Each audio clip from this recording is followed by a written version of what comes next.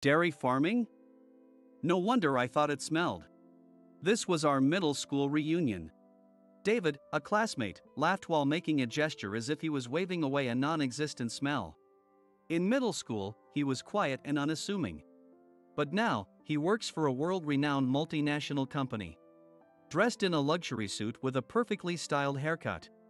Sorry if the smell lingers. Seeing my apologetic look seemed to satisfy him. David's snide remarks only intensified. I have a party to attend after this. Important people from around the world will be there. It would be terrible if I smelled like cows.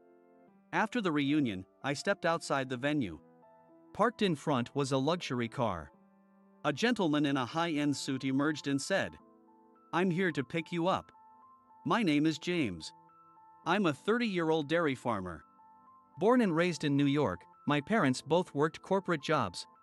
I lived a life far removed from dairy farming, but now I make a living raising cows. By the way, I live in Minnesota now. I came to New York today to attend the middle school reunion. I felt a sense of nostalgia and slight unease being back in New York. I've loved nature since I was a kid.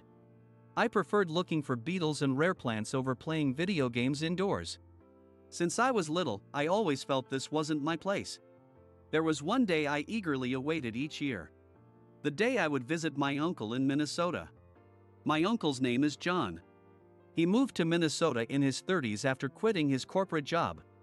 Since starting his own farm, he rarely attended family gatherings because he ran it alone. So, I first met John when I was 15. Look at this. This is the farm I run. My beef is really delicious. Even chefs at high-end restaurants are fans. It makes me happy when my cattle are praised. John showed me photos of Minnesota landscapes and passionately talked about his dairy farming work. People around us said kids aren't interested in such things, but for me, it was the opposite. The farm spread out under the blue sky was a paradise to me. Isn't it sad when the cows you raised are turned into meat? It was at first. But now, I feel grateful for them providing for everyone. That day, I stayed by the cow's side all day. When John was returning to Minnesota, I cried, saying I wanted to go with him. Moved by my plea, my parents made it a family routine to visit Minnesota once a year. When I graduate from high school, I'm going to work on this farm. I'll move to Minnesota. You never know what the future holds for this kind of work. Whether you work on a farm or not, you should at least graduate from college. John hated studying and dropped out of high school. So, his highest level of education is middle school. On the other hand, my dad graduated from a prestigious university and worked at a major corporation. John probably offered that advice out of concern. So, after graduating from an agricultural college, I started working on John's farm. It was a natural progression for me, and John welcomed it. However, a few years after I started working, John fell ill. He survived the surgery but was told not to overexert himself. Considering the physically demanding nature of the work, John started thinking about quitting the farm. The work in dairy farming is fulfilling but tough. Recently, due to the influx of cheap imported meat, market prices are plummeting. It's manageable now, but who knows what it will be like in 10 or 20 years. Fortunately, you graduated from a good college. Use your experience here to find a job elsewhere. John suggested I consider working for a company out of concern for my future. But I couldn't believe that dairy farming had no future. I decided to take over the farm to lighten John's load. While many of my classmates were reluctant to take over family businesses, I wholeheartedly embraced my life as a dairy farmer. This was likely because John had taught me so much through his work.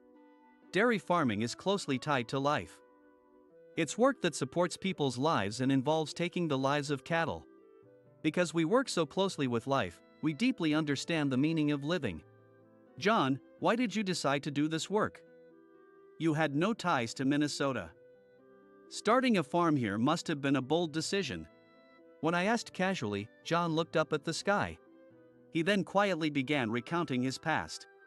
Your father was the family's star. He excelled in both academics and sports.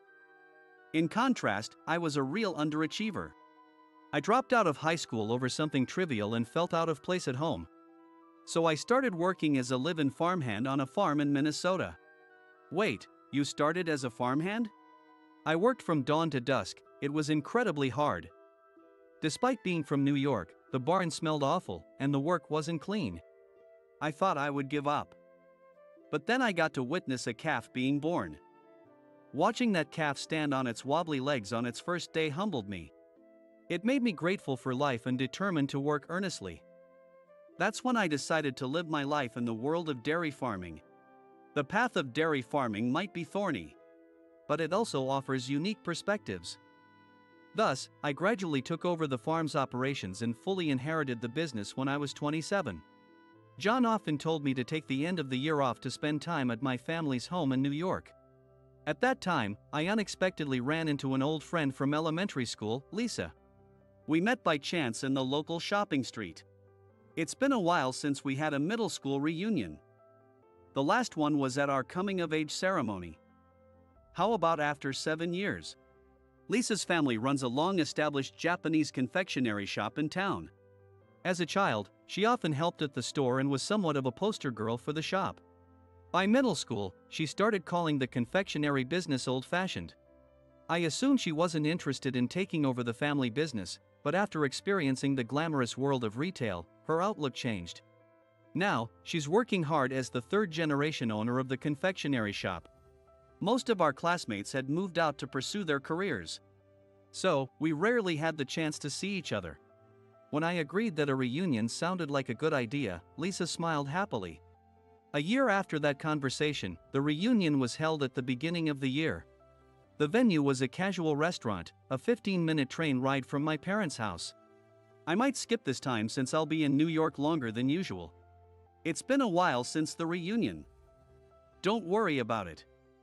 I can handle the farm for a few days without you.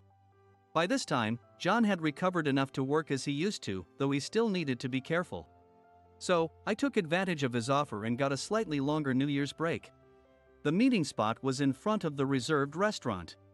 Due to everyone's schedules, the reunion was held during the day.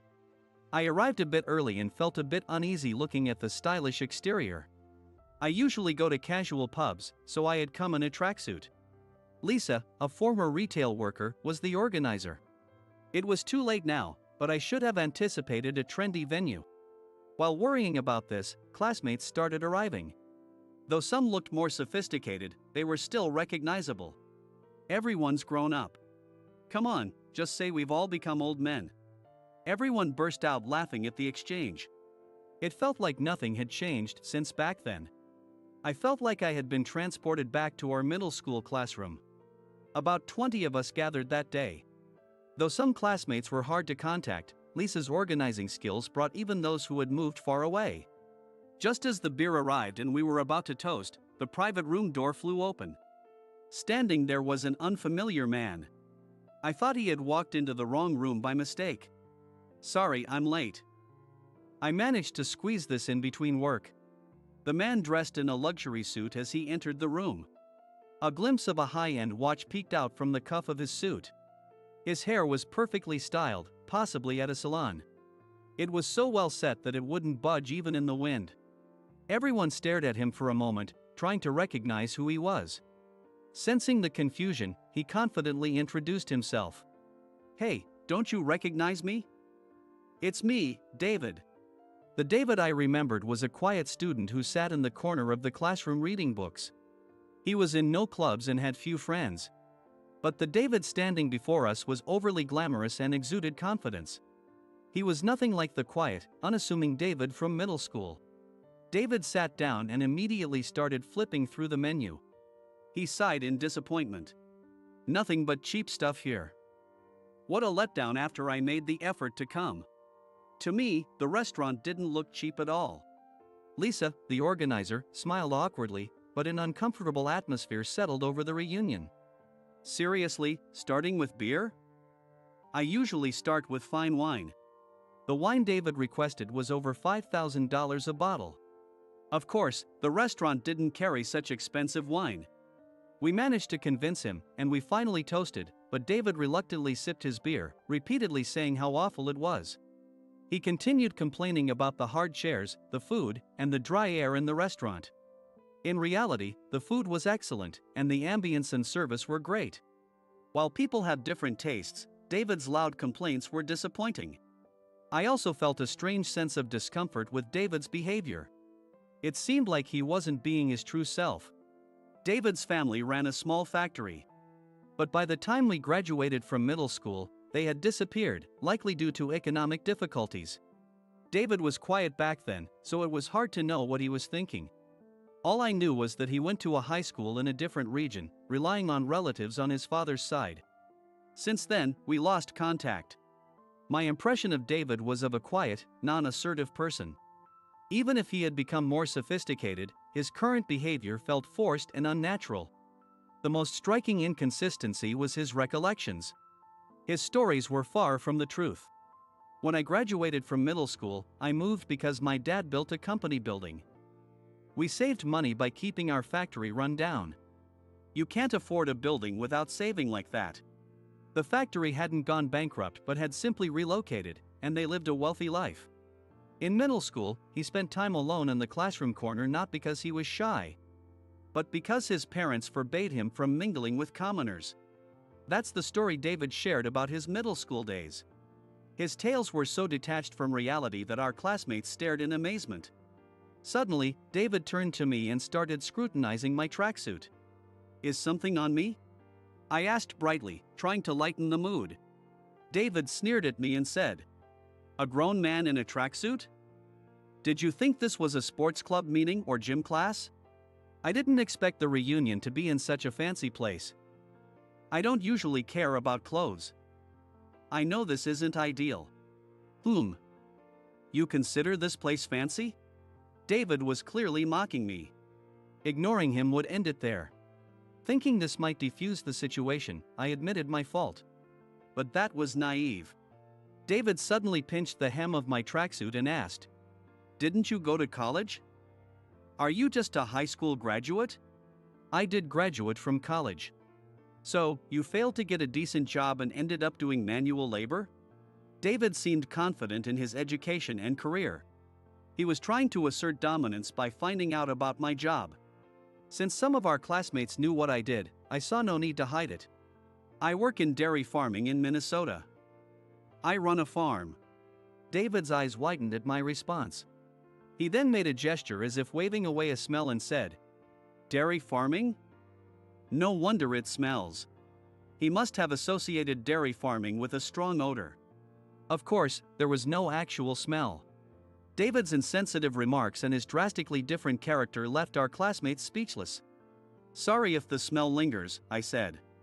Honestly, I didn't feel at fault at all. But I wanted to avoid conflict at our reunion, so I apologized to end the conversation. Seeing my apology seemed to satisfy David. His sarcastic comments escalated. "As you all know, I work for a multinational company. I don't deal with cows, I deal with people from all over the world who lead global business." After mocking my appearance, he started boasting about his job. That was probably his main goal. My tracksuit was just a setup for his bragging. I have a party at a luxury hotel after this. As a business strategy consultant, I need to discuss the future of the global economy with leading figures. It would be a disaster if I smelled like cows. Hearing this, I had a hunch. David might be going to that party. But pointing this out might upset him. It was best to keep the peace. I figured out the situation but kept it to myself, praising David instead. It was Lisa who changed the awkward atmosphere at the reunion. She loudly introduced a new topic. "By the way, do you remember our homeroom teacher, Mr. Johnson? He recently got a big dog. I often see him being pulled around by it along the river." It seemed like a trivial story, but it served to steer the conversation away. Everyone wanted a change of topic. Mr. Johnson's story quickly led to reminiscing about middle school events like festivals, clubs, and entrance exams. We couldn't indulge David's tales forever. So, we joined Lisa's conversation. Meanwhile, David sat in the corner of the room, looking uncomfortable, just like he did in middle school. In that moment, he resembled the David from back then. Although his remarks had created an awkward atmosphere for a while, the reunion ended without further incident. I said goodbye to everyone and stepped outside as the day began to fade. Parked in front of us was a luxury car. It was a globally renowned luxury vehicle, drawing envious looks from everyone. A gentleman in a high-end suit stepped out and said, "I'm here to pick you up." Our classmates assumed the car had come for David. After all, he had been boasting about being a big shot in the business world, so it seemed plausible. But the gentleman was looking at me, not David. The gentleman was looking at me, causing an awkward silence.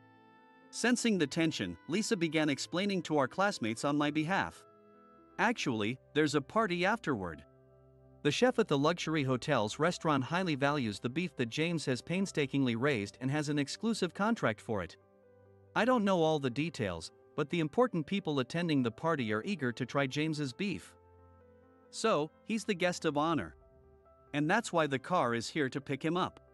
The party venue was near the reunion location, so the organizers had thoughtfully arranged for my pickup. Lisa also got into the car with me to go to the venue. This was because, thanks to my recommendation, her Japanese sweets would be featured in the dessert section of the party. Our classmates were initially surprised by the sudden news but quickly congratulated us. Apologizing for the inconvenience, I climbed into the car in my tracksuit. Lisa, the confectionery shop owner, followed me. The gentleman confirmed we were both in and gently closed the car door. We drove off, leaving David, too shocked to react, behind. I was taken to a dressing room where I changed into a luxury suit I had prepared in advance. Wearing a tracksuit to such an event would be inappropriate, and conversely, a luxury suit wouldn't have fit in at the reunion. The party was hosted by a major international food trading company headquartered in Europe. It was an event where world-leading businessmen would discuss deals while enjoying top-quality ingredients. The highlight of the party was the dishes made from the beef I had raised with John. After the host's greeting, a man in his 50s, dressed in a chef's coat, took the stage. He began talking about the ingredients featured in the evening's dishes. "Thank you all for coming today. We have prepared a variety of creative dishes. However, the highlight of tonight's menu, the beef, has been left untouched. I've only lightly grilled it.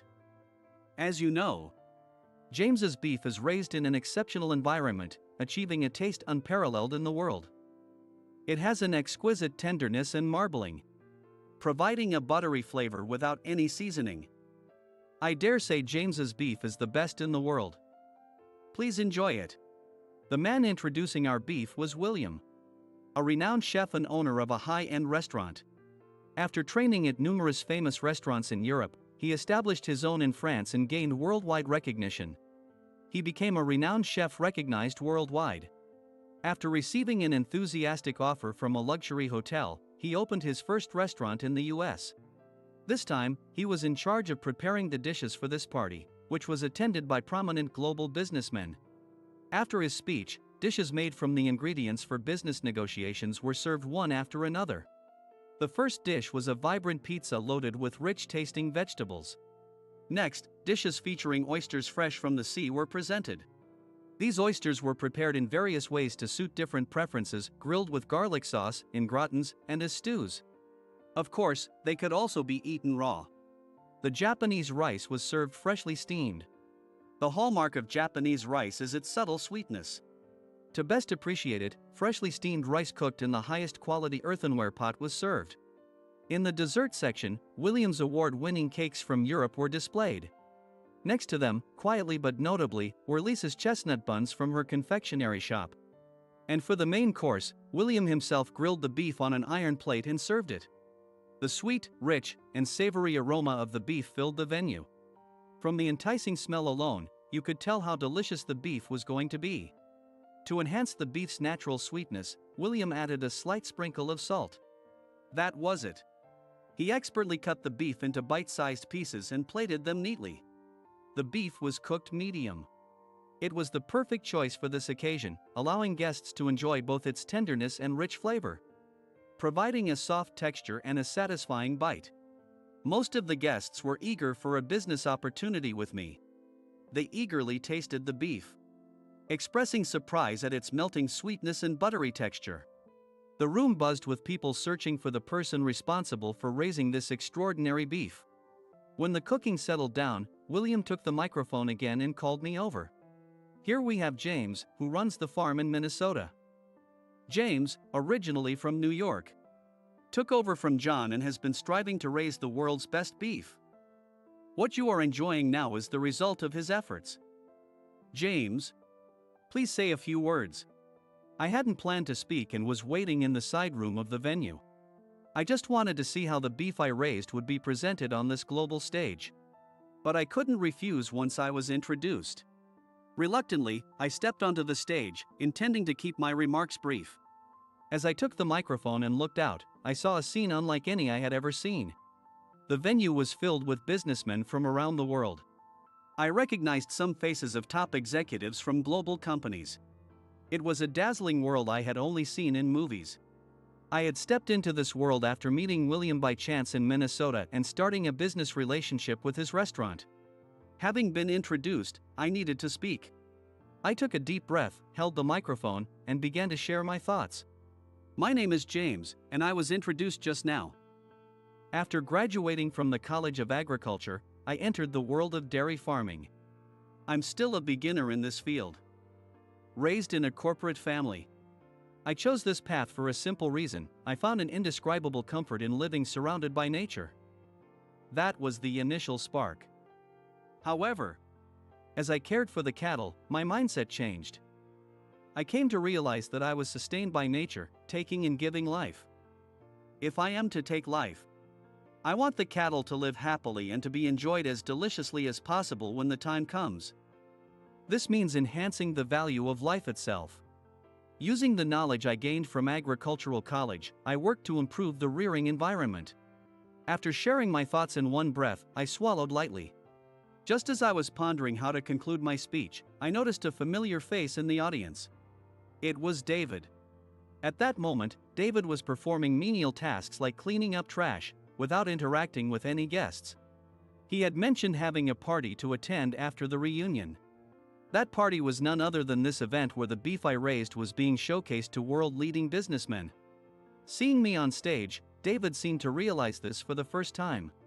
He stared at me under the spotlight with a pale face. As soon as I saw David, I knew how I wanted to finish my speech.